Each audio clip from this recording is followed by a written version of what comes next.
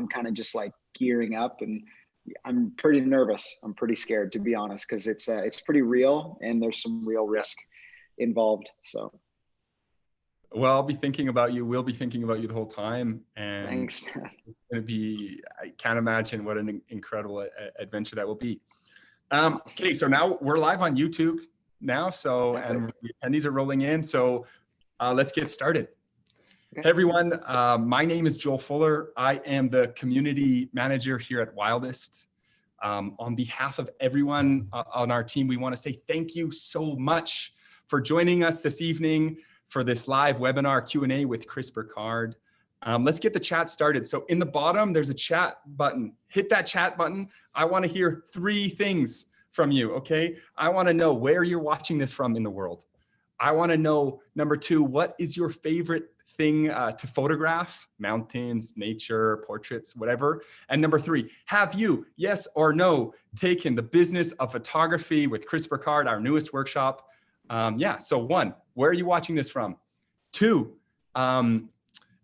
what's your favorite thing to photograph? And 3, have you, yes or no, taken our newest workshop with Chris, the business of photography? Now, I want to introduce our very, very special guest, man who loves alpacas, proud Californian, man who is about to cycle, I think he just said east to west across Iceland, one of the world's most well-known and talented adventure photographer, and our newest instructor, Chris Burkard. Chris, how are you? Good, man. Thank you so much, Joel, for having me. And I'm absolutely honored to be here and to share a little bit today. This is rad, especially before I go off and suffer for about 10 days in the Arctic. So yeah. Unbelievable. Now, I know your time is valuable always, as everyone's time is, but we're so grateful that you've given us an hour the night before you start this 10-day absolutely epic adventure. So from all of us, our team, and everyone that's attending, thank you so much. I just want to run through a few housekeeping items before we get started. So as I can see now, people are saying, Jordan, Seattle, hello. Carly from Denver, what's up? Brazil. Brad. Brazil, incredible. Salt Lake. Park City. Wow, amazing. Vermont, that's awesome. Colin, Alberta, what's up? Croatia, what's up, Croatia? Amazing. Okay, so the chat, everybody's in the chat. This is awesome. I also want to point out just a little bit more right at the bottom of this screen is a Q&A window. So if you click on that Q&A window, here is where you're going to be able to ask the questions you want to have Chris answer. Now, in that Q&A window, there's a little button to like. And if you're like, oh my gosh, that question that Sergio just asked is the exact same question that I want to hear Chris speak about, like that question, and it will float its way to the surface. And there's a greater chance that we are going to be able to ask Chris that question. Now, we only have Chris for the hour, so unfortunately, we are probably not going to be able to get to everyone's question, but we're going to do our absolutely best to do so. So tonight, Chris will be answering your questions, and we're going to primarily try to focus on his newest workshop, The Business of Photography, which came out about 2 weeks ago, and we are very grateful for everyone that has enrolled so far and the positive feedback for that. I just want to let you know that the offer, the early access pricing of $149, which is 50% off, ends in 2 days. So you have 2 more days to access Chris's workshop, The Business of Photography, at the discounted price, the early access price of $149 until it bumps up to $299. You can do so at our website, wildist.co. Okay, amazing. So we've gone through the chat, we've gone through the upvote, the Q&A. We're gonna try and get through all of your questions to our best ability. And here's what we're gonna start with. Let's start with an overview of Chris's workshop. So Chris, can you please tell us about your newest workshop, The Business of Photography? Yeah, absolutely. So, I mean, a big part of this was just trying to answer the questions that people have constantly sent me. I mean, everything I do, everything I put out there when it comes to teaching is based upon people's interest, right? And people's people's questions that I've just aggregated in my head over years and years. And from teaching workshops, teaching internationally, speaking on the large scale kind of speaking circuit, I've just come to realize that business of photography specifically is such a gray area. There's so much kind of cloudiness around, like, how do you build this career, and how do you kind of make it successful? And so I felt like it was pertinent to really make a workshop about this. I think a lot of times people don't like to talk about it because they're nervous or they're scared, or it's a touchy subject when you're talking about money. And I just was like, you know what, screw it. Like, if anybody has the right, I feel like I did, and I just wanted to jump in. And so in this workshop, I think the key thing here is that, you're going to learn, how and when to grow your business. That's a huge one. Like, when is the right time to grow? How to diversify your revenue stream so that you create safeguards for COVID or things like this. I mean, I've gone through recessions, 2008, other times, and I've been able to kind of build safeguards in my business. The ins and outs of working with an agent, a rep, a producer, as well as the creative side of the business with maybe an agency or something like that. And then I guess modern day marketing strategies, not just social media or making promo, but what other things, books, films, personal projects that really can push the envelope in your career. Okay. What was why did you what was your favorite part of creating the new workshop? I guess I could say that my favorite part really was being able to kind of gather a lot of these questions. Again, I put out like sort of a little message online being like, what do you want to learn? And I realized that a lot of the concerns people had were the same. It was still kind of within the same vein of like, how do I land my first big job? How do I do, and so I wanted to address a lot of those things to kind of touch on, so that people understood that it doesn't need to be as mysterious as possible. And I think that was like, just like taking some of the mystery away, right? Taking some of that shroud of mystery away from it is really helpful for folks. Yeah, I think the transparency that you put across, coming from someone that has worked their way up from the bottom to a very, very established photographer, that, like, let's not kid ourselves, so many people look up to you, Chris, in that way. And so for you to like peel the layers off of that onion and be so transparent in your workshop, the business of photography, I think it's of huge value. Thanks, man. That means a lot. I really aim to be transparent. I feel like if there's one piece of advice, right away, I've learned is that there was a time when I think the photographer was the most cut off, the most removed. There was value in that, right? Like, if you shot for Nat Geo and like nobody could get a hold of you or you were untouchable, that was excellent. But now, 2020, the more accessible you are, the more approachable you are, the more you share what you've learned, those are the photographers brands want to work with, people connect with, and people want to learn from. And so I feel like in my career, mainly because I was that person who like was emailing everybody, looking for internships, looking for people to give me advice, I didn't get anything. There was nothing like, Wildist or any of the workshop websites out there that there are now. And so for me, like, continuing that education and learning, there wasn't the opportunity. So I always promised when I was younger, I was like, if I am given the opportunity, I'm gonna give something back. I'm gonna give back the knowledge that I have. And oftentimes people realize, like, almost everything I say in this workshop, like at some point in some speech or presentation or online, I've shared this knowledge.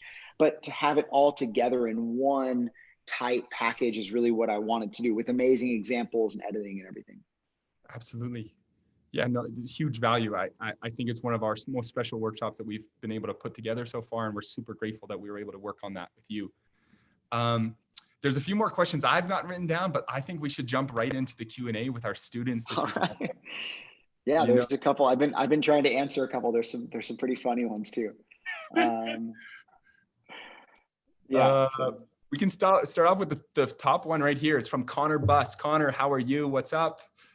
Hey, Chris, how do you balance the adventure and being present in the moment, also trying to capture and tell an authentic story? Well, Connor, this is such a good one. I mean, to be honest, like, this is a question I get all the time. And the reality is there's no way to truly answer that. without telling you a story. And let me explain something. My first trip to anywhere I go, maybe let's Iceland for an example. The first time you get there, you're literally driving 60 miles an hour and your head is out the window and you're taking pictures in the rain of waterfalls or whatever. Like, you're just so excited. Everything's new and everything's exciting. And the reality is you're just so jazzed to be there. All you want to do is document. And then by day 10, day 12, you're like, oh, whatever, I've seen that before. You like won't, it's a bluebird day and you don't even want to roll your window down. That just happens, right? We become desensitized to these things. And what I want to tell you is that that desensitization process is actually important, right? The more you experience these places, the more you're able to kind of relax and start to see things with a critical eye, the eye of a storyteller, right? What is the story you're trying to tell? Instead of just spraying and praying, like shooting photos and hoping you get a good one, you're thinking more authentically, you're thinking more intuitively, you're thinking more from the lens of like, well, what is this project am I doing? Am I here just shooting landscapes? Am I trying to chase the northern lights? Am I telling a story? And so I think the key component of that, Connor, is really like, when you want to experience it, but you need to give your time to these places. And I'm telling you this because I know this isn't going to sound awesome, but the more time you spend in these places, the more you develop a relationship, the more intimate that relationship becomes.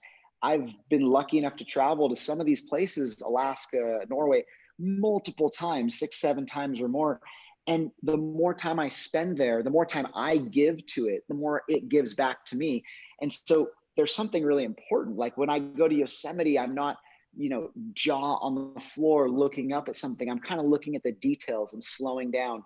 And I think the key thing is that over a period of time, you'll realize in your career, at least for me, I haven't gotten better at taking pictures or more creative or anything. To be honest, there's a lot of photographers in this chat right here that are probably way more talented than me.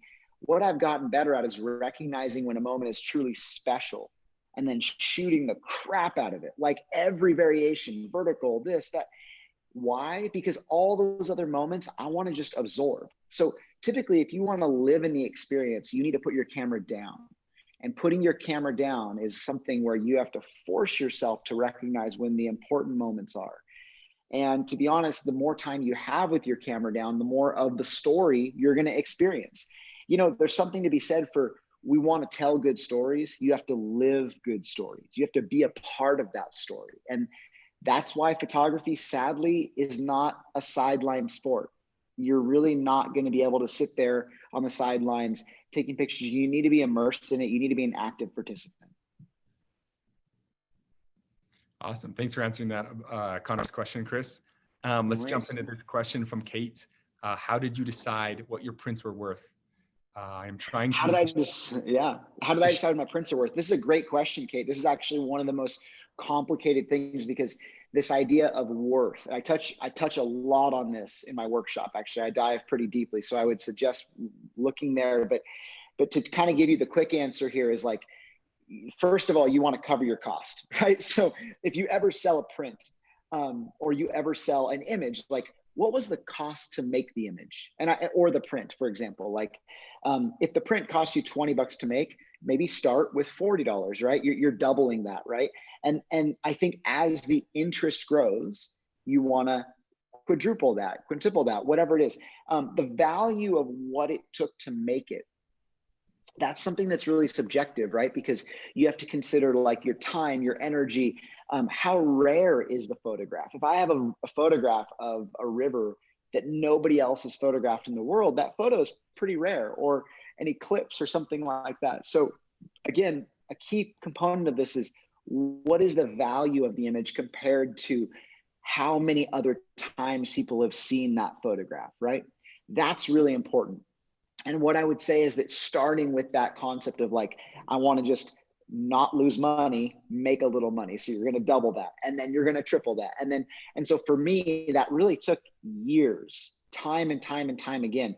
I think the most important thing, the question you should really be asking yourself isn't, how do I price my prints? It's how do I get my work out there enough so there's enough interest to where I can charge more, right? Because pricing your prints is irrelevant until you have a lot of interest. Or rather, what I'm saying is that raising your prices is irrelevant until you have enough interest. You need to have enough people wanting to work so that you can justify charging more. Now, I think the key component too is that you can look at selling prints from a couple different perspectives. You can either sell them very, very inexpensively so everybody can have them, and thus you're going to flood the market and get work out there, or you're going to do very limited runs of prints. And then once you're done with them, you're done with them. And oftentimes, if you do a limited run, every one you sell, the price goes up and up and up. And there's a big difference between like the way that maybe Alex Stroll might sell his prints or I might sell mine, right? I think the way you price them is a very personal thing. One thing I would do is look around at what all the other photographers in your market, in your area, in your field are charging, and judge based upon where you're at. I think at a certain point, you really want to make sure your work is getting out there and getting out to people. So starting low and then slowly increasing. Don't be worried if people are going to be bummed that your price is increased. All you have to say is that the value of your work has increased. There's a lot of interest, and you know what? People will respect that. Awesome. Thank you, Chris. I got a cool question here from Cassandra. Cassandra asks, any advice / tips on networking within the photography industry? Yeah, I have a lot of advice on that. Here goes nothing. Okay.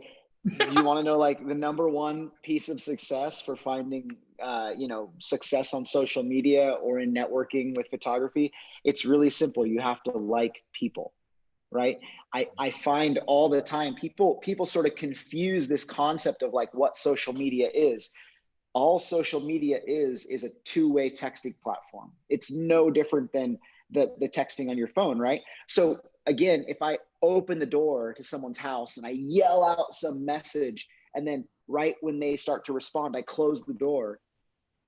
I mean, that's basically what a lot of us do on social media. We just blast out something and then we don't take the time to interact, to engage, to comment, to like, to communicate back and forth. So with the photography market and with the photography industry, go to the events, meet people, go to people's presentations, go to people's pages.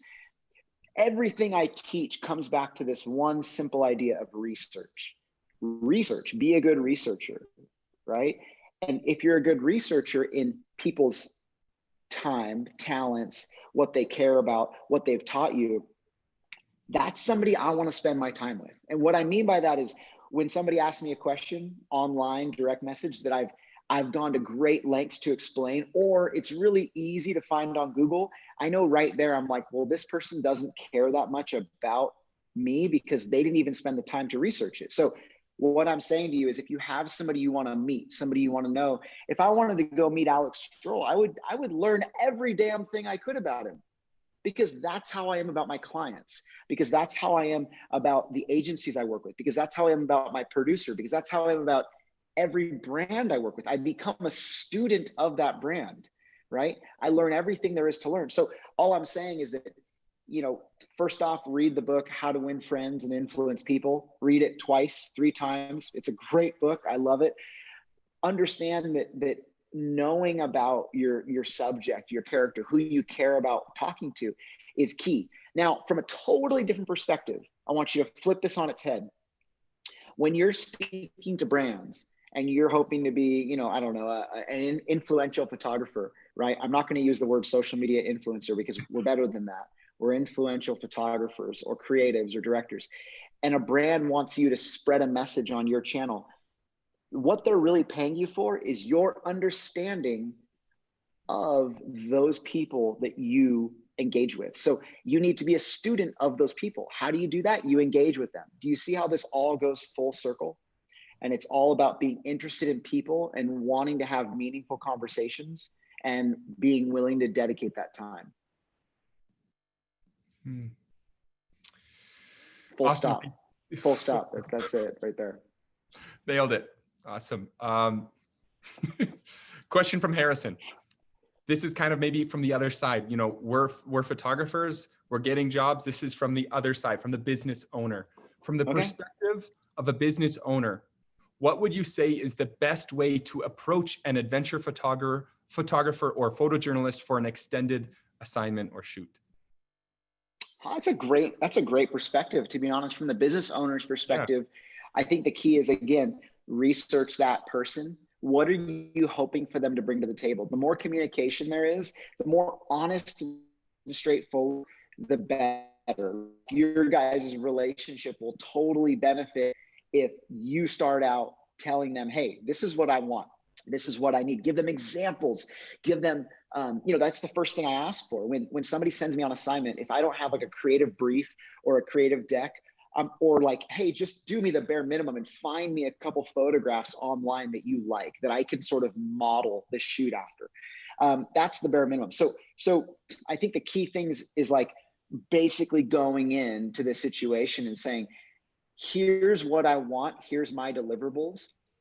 Here's my budget. As a business owner, if you can just be super straightforward and approach the photographer and say, here's what I have to spend, they will thank you, because that game of negotiating is so painful. And the one thing I want you to understand as a business owner, and I'm telling you this because as a photographer, every photographer or creative director or producer or whatever should do this.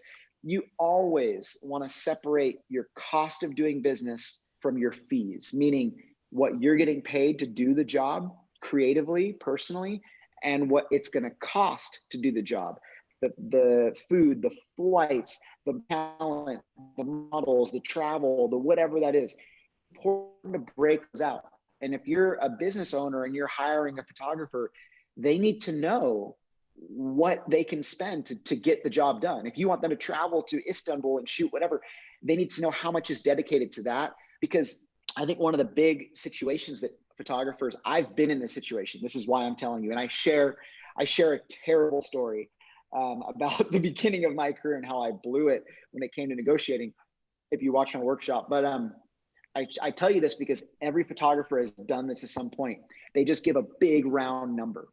And the client is like, oh my gosh, well, I can't, I don't have $8,000 to spend. And then you say, wait, no. I'm only getting paid $500 to do this job. The other $7,500 is just to get me there and to do what you want us to do. So what I'm saying by that is that breaking these apart, educating the client as to what their needs are and what it's going to cost to meet their needs is really helpful. And I think that from the client's perspective, if you can help do that in the beginning, that would be great. Awesome. Thank you, Chris, for answering that question. Question from Jack. Jack asks, what's up, Jack? For advice. What up, Jack? What up, Jack? For advice to a young creative, how do you balance the commitment of traveling and running a business with family life and personal goals? Well, Jack, I actually have a really in-depth, like 3-hour podcast with my wife where we dive super deeply into that. And out of respect for her, I don't really want to just start answering these questions for her. It's on my website. It's in my podcast list. It's very popular. And I would urge you to go there because that podcast dives deeply into like how we balance our relationship. Because we've been married for 13 years. I hope she's not watching. She'll get pissed right now. 13, 14 years. We've been dating for longer than that, but we've been through it all. Like we were together in high school. And then all of a sudden, we had kids and so I've been in different stages of the relationship where you're just starting out and scraping by. And I was like stealing food from her mom's cupboard and, this and that. She was like buying me gas to go shoot waves. And to now, like, obviously being in a situation where she can be a stay-at-home mom and work and have her own job and whatnot, and kind of coming full circle. So all I'm saying is that we really dive deeply into that in that podcast. I would suggest you listen to it. But the key component of that is just communication, right? Understanding that in the very beginning of my career, one of the most challenging things is that I would go out and just shoot to learn shooting on spec. And when you're leaving somebody, when she was going to work and I was like, I'm going to go to the beach and try and take pictures to hopefully sell them. That's a really hard thing to kind of support somebody through. And so I feel like something to keep in mind is like, at least trying to understand from their perspective, just being transparent, being honest, like, hey, this is what I'm going to be investing my time into. I need your support. And maybe giving a timeline, like this is how long I want to give this. I quit school at 19, I quit my job and I gave photography 5 years. And I let everybody know that this was everything to me. And so I think kind of being transparent about that is really helpful. But I would suggest to listen to that podcast. I would really, it would mean a lot to me. Jack, thank you for the question. And I can vouch for that podcast. I watched it last week, Chris, and it was a really incredible conversation to hear you have with your wife. Thanks. Yeah. Cool question from Gita. How did you find an agent to help you with your creative career? So maybe that first agent, Chris, like how do people go about finding that representation, that agent? This is a great question. And I've answered this a couple different ways in the past. This is a little bit of a long-winded answer. And so everybody bear with me, but what I really hope is that everybody watching, you can listen to this because it is important, and it doesn't matter where you're at in your career. And this is one of the most important things, is like a lot of the advice that I'm trying to offer is advice I wish I knew the very first day I picked up a camera, the very first day. And it's still advice that I will use now after shooting millions and millions of photographs and having multiple agents over the years. So one of the key components is, how do you go about finding an agent? It's not that complicated. You really mainly you can go online, you can look up photography representation, and there's a whole slew of websites. The key thing is to look at who else they represent to see if they're similar to you or they're similar styles. Because I'm an action sports and landscape photographer. I don't need an agent who specializes in celebrity portraiture. Do you know what I mean? So looking for those agents, maybe look at agents who represent photographers that you like and look at who their roster is, right? That's the best place to start. Now, I'm gonna take a little pause there, and I want you to hear me out, because one of the things that's really important is for people to understand, what is the role of an agent? What do they do? Well, a traditional agent's role would be to negotiate your work for you. So when a client comes, they're bidding it out. They know the price, they know the range, they know what they can pay, and they're there to ask for more money. They're also going to be there to take your book, your portfolio, and show it to new clients at agencies. Now, that's really the two fundamental roles of an agent. The third is for them to create a level of separation between you and the client. Why? Because you need to be the fun, happy, excited person that goes on the shoot and just wants to give 100% of energy. And you want to let them be potentially the bad guy or the person collecting the paycheck when it's 30 days late or 60 days late. You don't want to be that person having to kind of get on the phone and talk creative. And then when it comes to talking pricing, you're having to talk yourself up, or you're having to talk yourself down potentially, right? Because they're trying to get the price lower. Why? Because that will create a really unhealthy relationship for when you get on set or when you go do the shoot for whoever. It doesn't matter if it's a wedding or something like that. So what I want you to hear, and I want you to hear this very clearly, is that theoretically, the role with an agent can be done without a real agent. There's no necessarily like board certified, bona fide agent who's had a degree in artist representation. That's not important. If you want your agent to be your cousin Larry, who's really good at communicating and really good with numbers, great, doesn't matter. If you want, and just hear me out, take this with a grain of salt, if you want your agent to potentially even be you on another email thread, that's fine. The point is that you need to create the level of separation. Why? Because when I'm Chris Burkard talking to somebody on the phone about the creative that we're going to do, I want to stay excited. And the very moment that the conversation goes to talking about rates, I don't want to be the person saying, well, I'm worth this much money and this is how much I get paid, blah, blah. Nobody does, unless you're a level 10 narcissist. And I don't want to do that, right? So the point being is that if you can have somebody else do that for you, you will already be about 80% of the way there. Why? Because you're willing to ask for more money when it's not you who's feeling like you're going to get hurt, right? You're willing to speak more honestly about what you're worth when it's not really you being vulnerable, right? This vulnerability is the key thing. And that's what I'm really here to try and help you understand. Awesome. Thank you, Chris, for answering that question. Question from worries, Juan. man. Juan asks, social media is a great platform for exposure and work. How does someone with not a big audience grow it? And do you think that it is a crucial aspect of your business while staying aligned with your mission statement? Not a crucial aspect of your business. No, I think it's an important aspect of your business. Why? Because it represents a very quick and very easy way to access your portfolio. If somebody wants to know what you shoot, what you do, they can do it with their thumb, just like boom, boom, boom, and they see your portfolio. It's right there. It's awesome. It is a great tool, and it is a great tool to communicate with people, but even more so, it's a great tool to aggregate the thoughts and ideas and things that people want to know, like this. This is social media, me looking at these questions. Why? Because every single one of these questions I'm seeing, I'm thinking about, oh, I'm so stoked that I answered that in my workshop, or I'm so stoked that I thought about this, or I'm going to take a note of that one because it's good, and I'm going to put that in the next thing I teach. So social media can be that tool, and it's very important. There are so many other forms of marketing. For me, personal projects, books, films, speaking engagements. I was doing a lot of that work way before social media, and so much of it still comes down to traditional types of media, meaning getting your work on awesome websites, getting your work on blogs, getting your work in print or editorial. You don't need to submit to Outside Magazine just because you have a great social media following, right? A big part of that is having a good idea.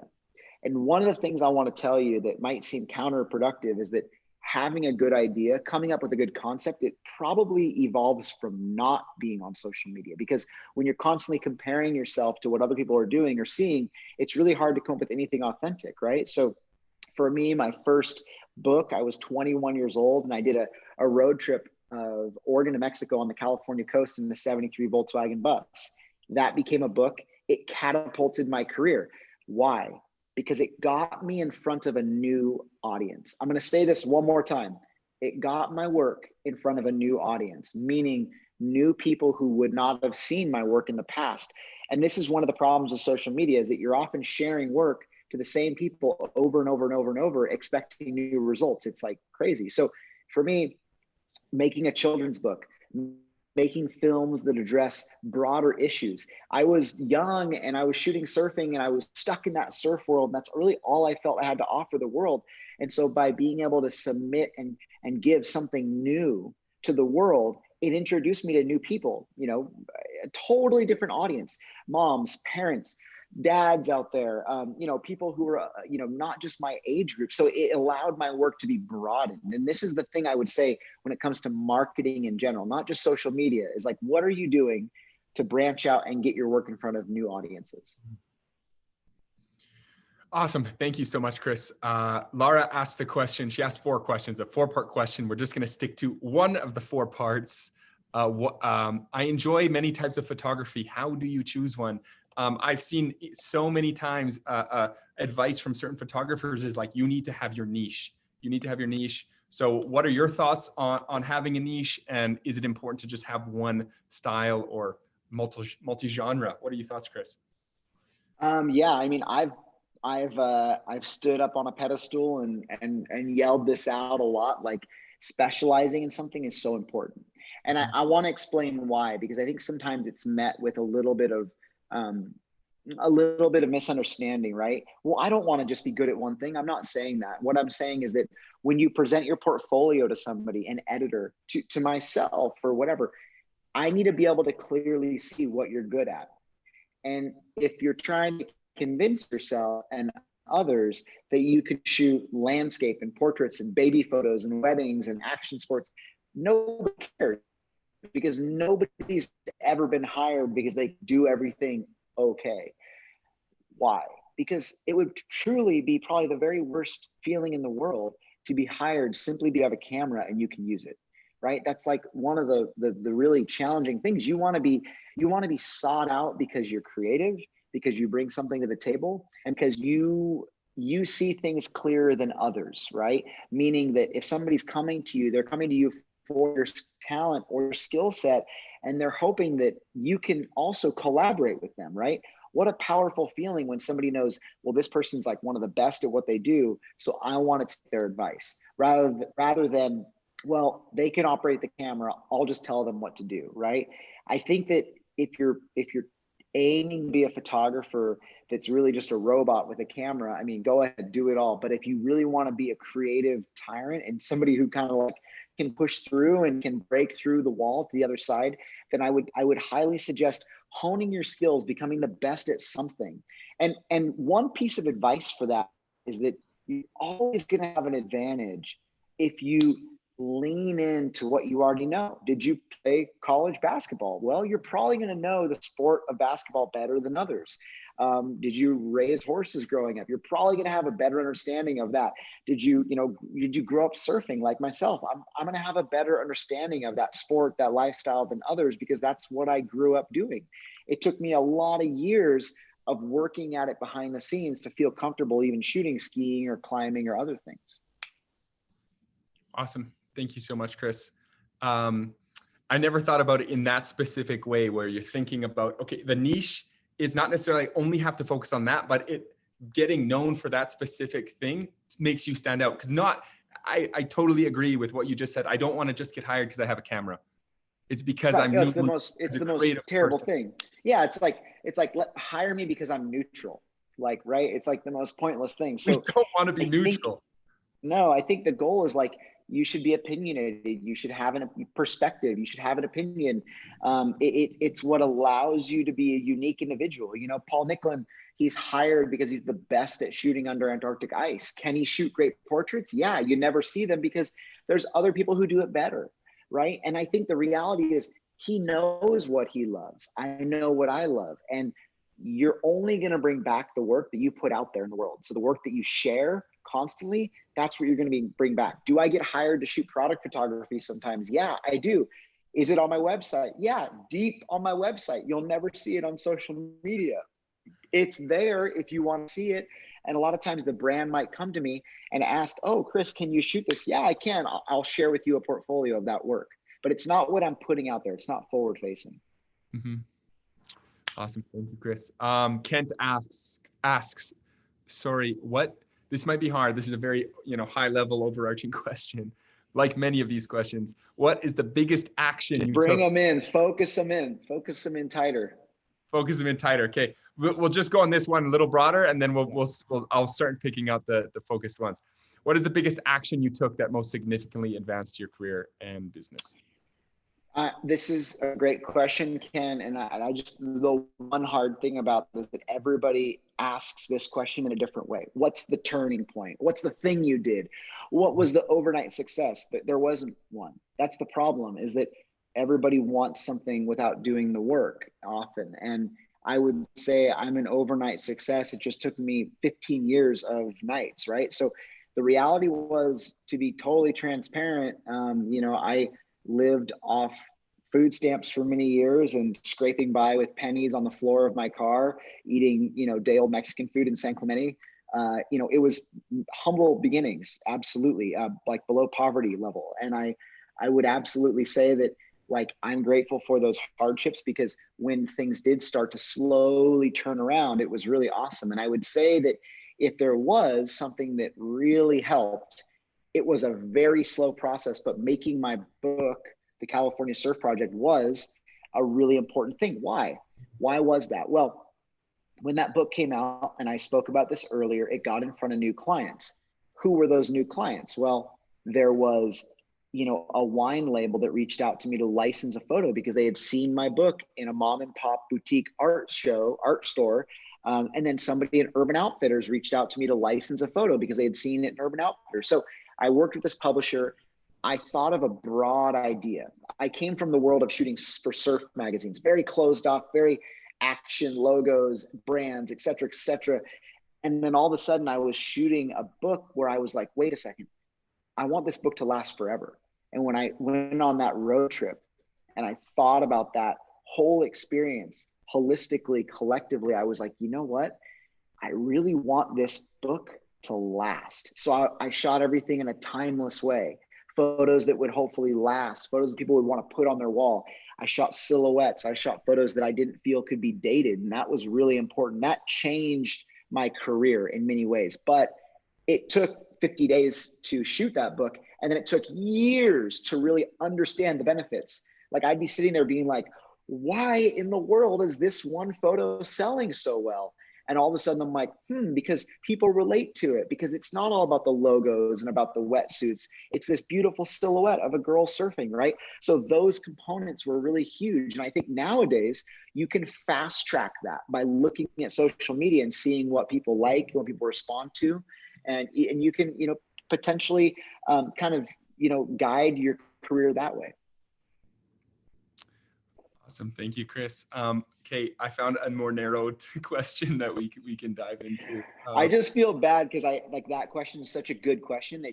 It's so broad that like it would take me an hour, which in my workshop, I address that in like a long time. So I feel like I'm cheapening it by like telling somebody really quickly, this is what it is. I want people to kind of like really be able to digest it. Yeah, there's no one-liner to that question. And in your workshop specifically, you do dive much deeper into what that book meant to you in your career.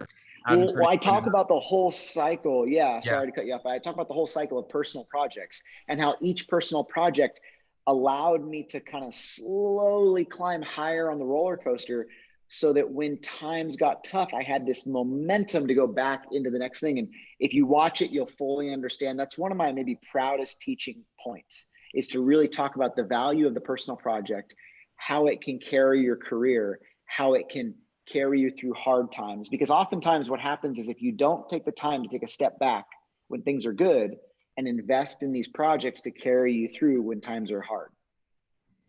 Absolutely. Absolutely. Yeah. So for anyone, definitely some of these questions that are being asked, we just have, 20 more minutes, 15 more minutes with Chris. But so a lot of these questions are gone so much more in depth in the workshop, in the business of photography. Okay. I got a question here from Stefan. Money in your workshop, you touched on pricing. In your workshop, you touched on pricing, your day rates, and how they increase, decrease based on licensing terms. Can you please shed some light on the difference between using like a Getty calculator to quote images for license versus image licensing for the entire shoot? Delivering 20 images for a brand that are each $500 seems a little bonkers to me. Thank you so much. Yeah, I mean, typically, like, here's the thing. There's a million ways to skin the cat, okay? And like you can answer that from a lot of different perspectives. What you want to get away from, you have to think about this. It's about a tipping scale, right? Here's the scale. Okay, so you have $5,000 a day to do whatever shoot you're going to do, and they're like, oh, we only have $2,000 a day. And so what you say is, you don't say, okay, I'm going to go down to $2,000 a day. You say, okay, I can meet you there, but all of these other licensing terms, like instead of giving you the images for 5 years, you get it for 6 months. Instead of giving it to you for print and web and POP, you're just going to get it for social media. So the point being is that you need to understand that you need to lower your fee, your licensing terms, if you're lowering your fees. And the point of that is that I never want to see somebody, one thing to keep in mind, I've heard this so many times, like, hey, we can't pay that fee this time, but next time we're going to be able to get you that fee, the one that you asked for. I've never seen that happen ever. Like, when you go with that fee, that's what you'll get. So it's important to recognize and understand, like, you need to come in at a place that you feel comfortable, at a place that you feel safe. You need to feel justified doing the job. And what I recommend is, instead of trying to bid out each image, like, hey, we're going to pay you to shoot 20 images, $500 each. No. It's so much better to be like, here's my day rate. Here's what I get paid. Because you're going to create 2,000, 3,000, 4,000 photos a day. Who knows? You're going to give every single one of those the same care and time and concern as if you were going to just go out there and shoot 20 images. And sometimes the client thinks you're literally going to shoot 20 photographs, right? So what I personally like to do, and I mean, this is granted, if you're already in this negotiating situation, sorry, you're stuck there. That's what happened. Think about this for the next time, okay? You want to get paid for your day rate. It's a lot smoother to be like, here's my day rate. Maybe it's $500 a day, Mine has varied in my career from being $1,000 today a day to $25,000 a day if I'm directing or something like that. It totally depends on the client, on what they have to spend. Okay, you need to first evaluate the client. Is this a Fortune 500? Have I talked to other photographers who have done work for them? Why would you be afraid to talk to other photographers? It would be only advantageous to ask them, because we want to keep the bar high, right? Doesn't matter if you're a newbie or if you're a seasoned professional. We should all be trying to keep the bar fairly high for our standard of work. Now, I think coming in and saying, here's my day rate, what are the usage terms you need? And then on top of your day rate, you'd say, okay, well, to get you all those usage terms, I'm going to need to increase my day rate or to this much, or I'm going to need to add on these usage terms. And I think it can go adversely. Inversely, adversely. So one of the things too is that there are certain clients you'll meet sometimes where they don't care about the licensing terms. They just want to pay you a boatload of money and they want to own it all. And that's up to you. I've done that a lot of times. It's something that's totally on the table. I would never take that off the table, because to be honest, there's something really freeing about just picking up the camera, using it, and then leaving at the end of the day, and not trying to track down those sales or track down the usage terms or track down what people are doing with the image. Awesome. I hope that answers the question. That's a really broad one. I'm sorry. Still, when it comes to negotiating, the key thing is get somebody who knows what to negotiate for you, right? That's the key thing. Somebody that knows the industry. I share a story in my workshop. It's like a long story about how I did a shoot for like $4,000 that I should have charged about $80,000 for. And later on in life, luckily, by the grace of God or whatever, I was able to relicense those photos for $100,000 for 20, which is really funny because it was all about the client. I didn't know they were $1 billion company. I thought I was working with some startup, right? I had no clue. And this was the very first commercial job I ever did. So you got to watch it. In the workshop business of photography, that story is everyone's going to enjoy it. And I just thought it was so funny when after they give you like $1,000 tip and you're like, what? Like, why did I get this tip? Is this normal? Thank you, I guess. Like, it's funny because when I've taught workshops in person, I always share the story and people are like they just don't, like, they're like blown away. And it's such a coming of age story. I mean, we all are like, I didn't ask for enough because I didn't know what to ask for. I had no clue. I needed help. And hey, we're all going to find ourselves in that situation, and it's okay. It's a part of the learning curve. Totally. Yeah. There's so much gold, so many stories in the workshop. Olivia asks, because I think like in the Instagram posts and some other places, we're going to talk about alpacas with Chris Burkard. We better ask Chris a question about alpacas. So Olivia asks no, this was not from Olivia. This is from, it's from Valerie. Right. Olivia, I apologize. Valerie, this is Valerie's question. How did you get into alpacas? That's all my wife's doing. We live on some acreage, and fire safety is a very real thing. And so sadly, they're not just these cutesy animals that we're raising, to have a farm. We need them to like mow down the grass and help keep a fire perimeter. So it was either alpacas or goats. And goats poop everywhere, and alpacas like poop in one little spot. They're super clean. You can also use the fiber, and then you can make rad stuff out of it.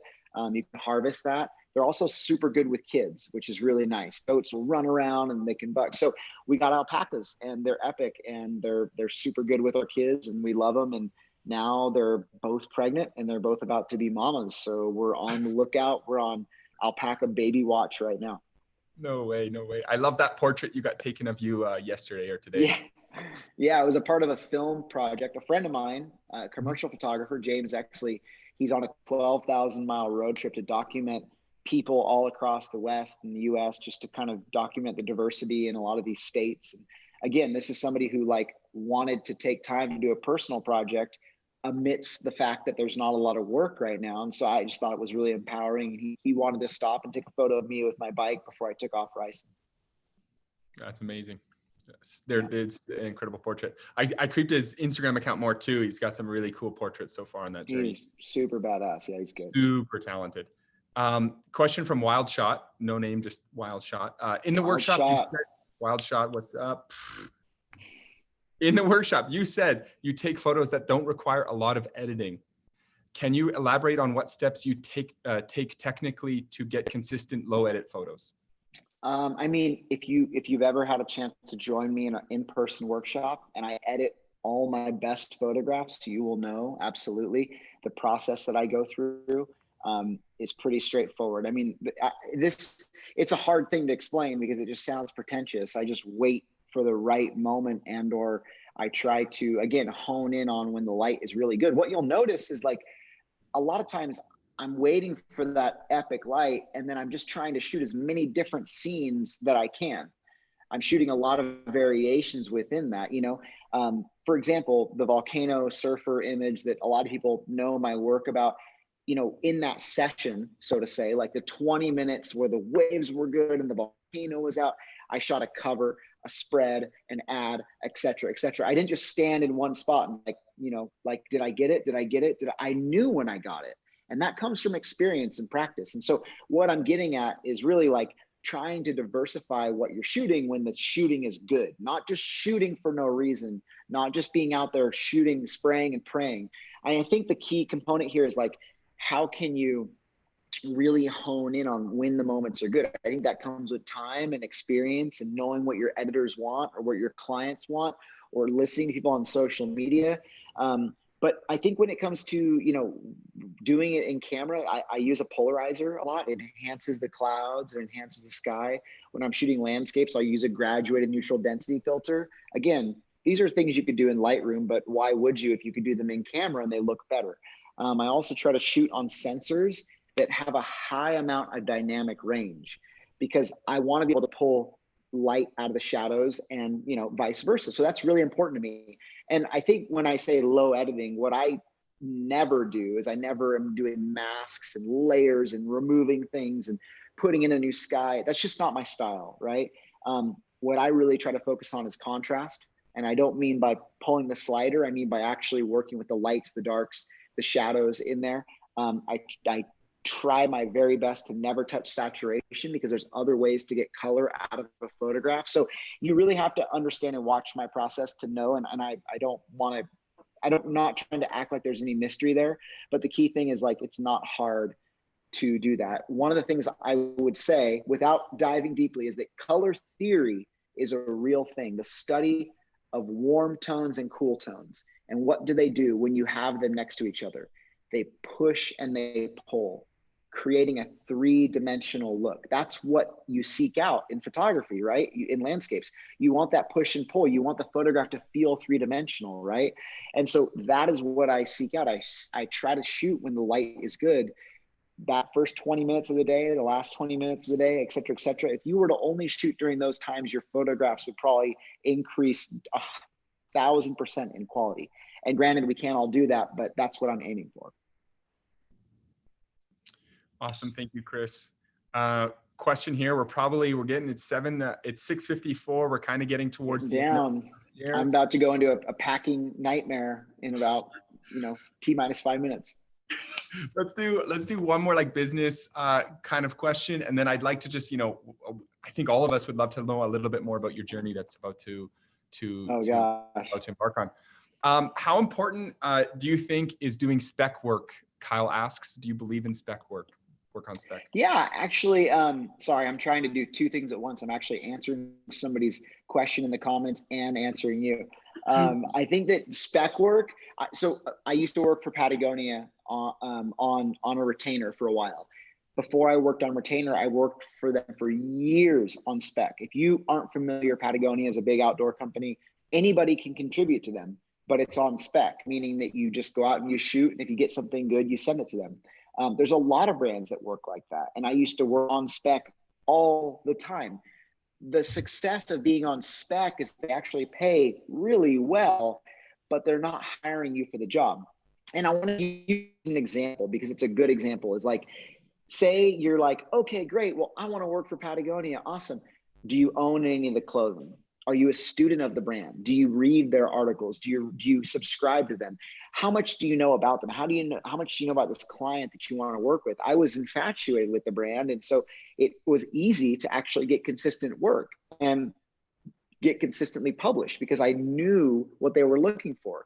You learn to know what someone's looking for by studying them. And I think if you're shooting spec work, yes, it's a totally valuable thing. I would suggest everybody doing it at some point in their life, because typically those editors who allow you to send them stuff on spec, they'll give you feedback because they know you're out there working and they know you're out there trying, and they respect that. They respect the hard work, the ethic that kind of goes with that. And so I think it's very valuable. I honestly, like, there was a certain point where half of the income I was making a month was on spec with surf brands and other things where I didn't have any formal agreement. It was just, I knew a contact and I could submit, and if they liked something, they would publish it. Awesome. Thank you, Chris, for answering that question about spec from Kyle. Okay, there's like 3 minutes left. So just while you're still here, I just want to say, after answering all of these questions related to Chris's photography business, photography in general. Can I answer one more question? Yeah, please, please. There's some good ones in here, and I just so I really like this one that said, from Daniel, on the path to becoming a well-known photographer in a particular niche, right? Climbing, surfing. How often did you turn down jobs because they didn't fit that desired niche? Well, to be honest, I almost never turned down jobs when I needed the money. I would have shot anything. And there was a certain point where I did. Like when I started my career, there was no ego. I would have shot anything, right? Only now am I in the position where I'm starting to say no, mainly because I'm a self-professed workaholic, just to be honest, but also because I'm learning that by saying no, I'm saying yes to what I want. But in the beginning, I took everything. But the point is, it's not about not taking work. It's about what you're putting out there. If you are a wedding photographer who really wants to shoot motocross, which is fine. I love that example. I use it in my workshops because they're very polar opposites. You need to invest in shooting motocross.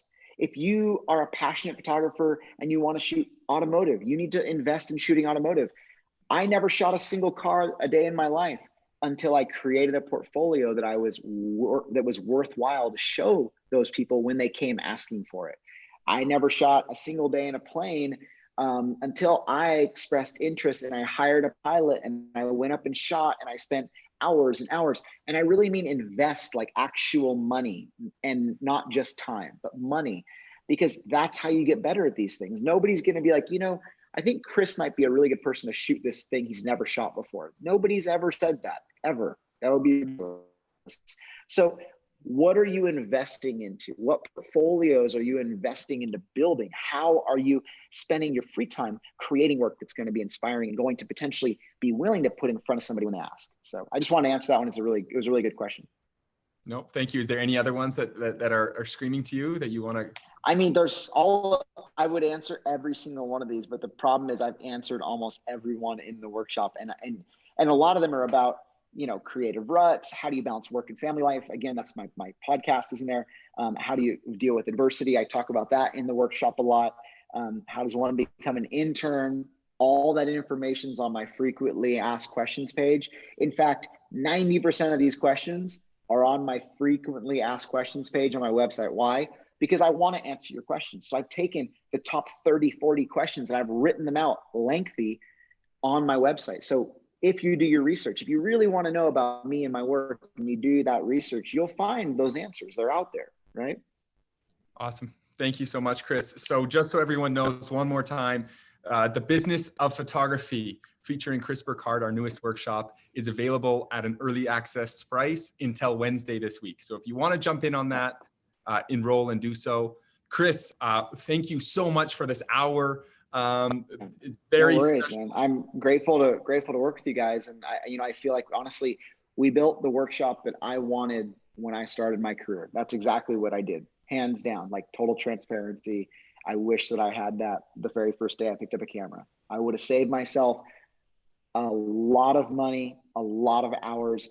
And that is the truth of the matter, is like, if spending $149 feels like a scary thing to invest when you're about to go bid or on your day rate or your next $15,000-$20,000 job. It's nothing. Thank you. No, thank you. I think it's a resource for so many people in photography, and they could avoid all of these things. Is there any way, are we going to be able to track you, on your journey? We're hoping to have a tracking device while we're in Iceland, but to be honest, there's some really remote parts where we have no clue. There's some scary parts where there's huge river crossings, lots of sand. I have no clue what's going to happen. I'm actually a little bit terrified. So fingers crossed, say some prayers, do whatever it is you do to send good vibes, people. And I'm excited to come back with a story to tell. We're wishing you the absolute best on this adventure. Be safe. And thank you so much, Chris. We really appreciate it. Cheers, you guys. Good luck out there. Yeah. Thank you everyone for joining. Yeah, excellent. Take care. Talk soon. Ciao.